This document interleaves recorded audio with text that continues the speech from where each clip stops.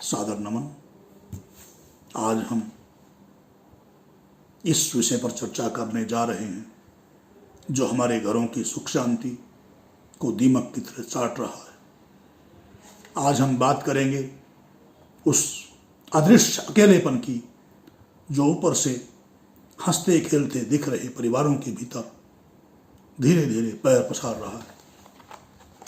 जरा अपने आसपास देखिए, आज हर हाथ में एक चमकीली स्क्रीन है। कोई दिन रात 24 घंटे वीडियो की छोटी छोटी रील्स खिसका रहा है, तो कोई एआई के रोबोट से चैट कर रहा है। दुनिया के दूसरे कोने में बैठे अजनबी से बात करने के लिए हमारे पास ढेरों माध्यम हैं, लेकिन पास वाले कमरे में बैठे अपने सगे भाई, अपनी सगी संतान और अपने माता पिता के पास बैठने का समय नहीं है। आज हमारे पास सुनने वाले कान तो हैं, पर समझने वाला हृदय नहीं है। यही वह जगह है यहाँ आकर हमें ठहरना होगा और श्रेष्ठ मानव समाज के तीसरे नियम के उस मर्म को समझना होगा जो कहता है वेद सब सत्य विद्याओं का पुस्तक है। वेद का पढ़ना पढ़ाना और सुनना सुनाना सब आर्यों का परम धर्म है।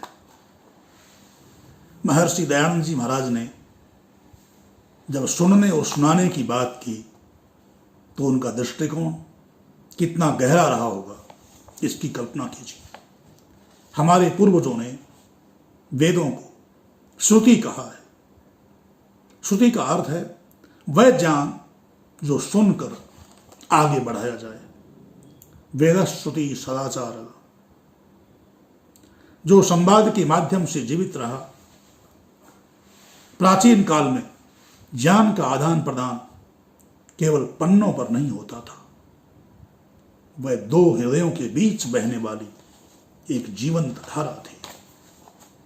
आज का मनुष्य इतिहास के सबसे बड़े संसार तंत्र के बीच जी रहा है। हमारे पास बात करने के लिए हजारों ऐप्स हैं, एप्लीकेशंस, लेकिन सच क्या है? आज का युवा सबसे ज्यादा अवसाद, मानसिक तनाव, डिप्रेशन और अकेलेपन का शिकार है।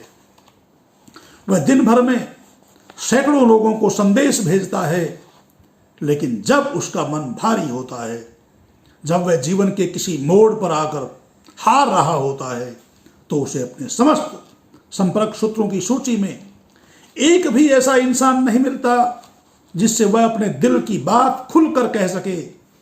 वह अपनी खुशियां और अपने दुख केवल स्टेटस पर साझा करता है और उस पर मिलने वाले चंद लाइक्स में अपनी खुशियां ढूंढता है। ये कैसी विडंबना है। तकनीक ने हमें दुनिया से तो जोड़ दिया, लेकिन अपनों से पूरी तरह काट दिया, तोड़ दिया। अब इसके विपरीत हमारी वैदिक संवाद परंपरा के मूल विज्ञान को देखिए। वेदों में एक अद्भुत मंत्र आता है, संकचध्वम संवदध्वम संभो मनांसी जानता। हम सब एक साथ चलें, एक साथ बोलें, संवाद करें, हमारा मन एक समान होकर ज्ञान को ग्रहण करे। संवाद। ऋषियों को पता था कि मनुष्य एक सामाजिक प्राणी है। उसके भीतर की मानसिक विकृतियों का सबसे बड़ा इलाज है परस्पर संवाद, अर्थात एक दूसरे को सुनना और सुनाना। जब हम किसी की बात को पूरी एकाग्रता से सुनते हैं तो हम केवल उसकी आवाज को नहीं सुन रहे होते, हम उसकी आत्मा के सुख दुख से जुड़ रहे होते हैं।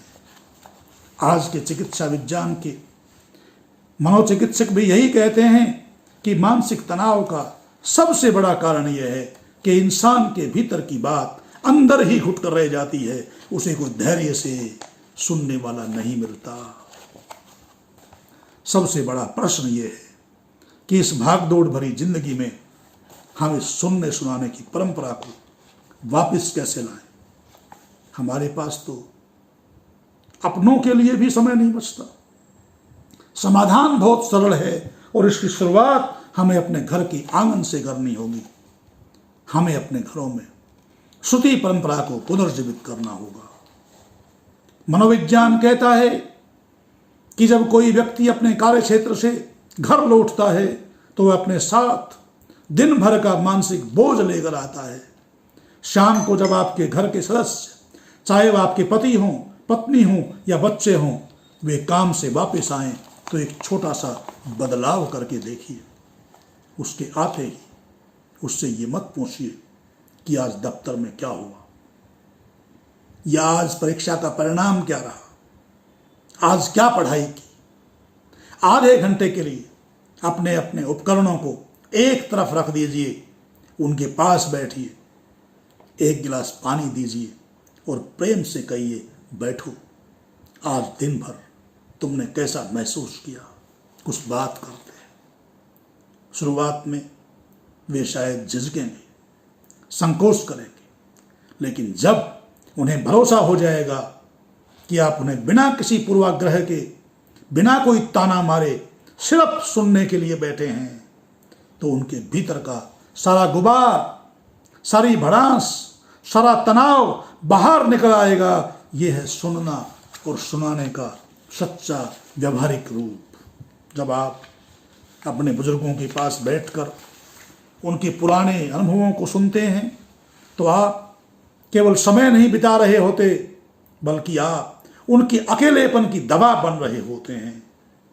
जब आप अपनी संतान की छोटी छोटी उलझनों को ध्यान से सुनते हैं तो आप उसके भीतर एक ऐसा सुरक्षा कवच तैयार कर रहे होते हैं कि वह बाहर जाकर किसी गलत संगति का शिकार नहीं होती।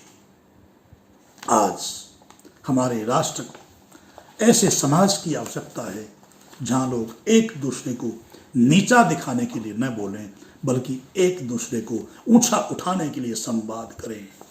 कम्युनिकेशन, संवाद, संसद से लेकर सड़क तक आज हर कोई व्यक्ति अपनी बात चिल्लाकर मनवाना चाहता है, पर दूसरे की बात को धैर्य से सुनने का संस्कार गायब हो चुका है। यदि हमारे पास वेदों की ये दृष्टि होगी कि हम सब परमपिता परमात्मा की संतानें हैं, तो हमारे भीतर दूसरों के प्रति करुणा और सहनशीलता अपने आप जग जाएगी। सोशल मीडिया पर दिखने वाली चमक दमक झूठी है। असली जीवन तो वह है जो आपके सामने बैठा है। हिरण्यमयेन पात्रेण सत्यस्यापि हितं मुखम। सोशल मीडिया की सामने दिखने वाली चमक, इस आभासी दुनिया से बाहर निकलिए और वास्तविक दुनिया के रिश्तों में निवेश कीजिए। आज संकल्प लेना चाहिए हमें कि हम केवल संदेश, मैसेज भेजने वाले नहीं बनेंगे, बल्कि दिल से सुनने वाले बनेंगे। हम अपने घरों में एक ऐसा वातावरण बनाएंगे जहां कोई भी सदस्य खुद को अकेला या उपेक्षित महसूस न करे। हम रील्स के इस शोर को अपने आत्मज्ञान की ढाल से शांत करेंगे और अपने घरों को सच्चे अर्थों में खुशियों का संसार बनाएंगे। इस विचार की गहराई को अपने भीतर उतरने दीजिए। आज इतना ही। ओम शम। जय भारत। कृण्वन्तु विश्वमार्ग।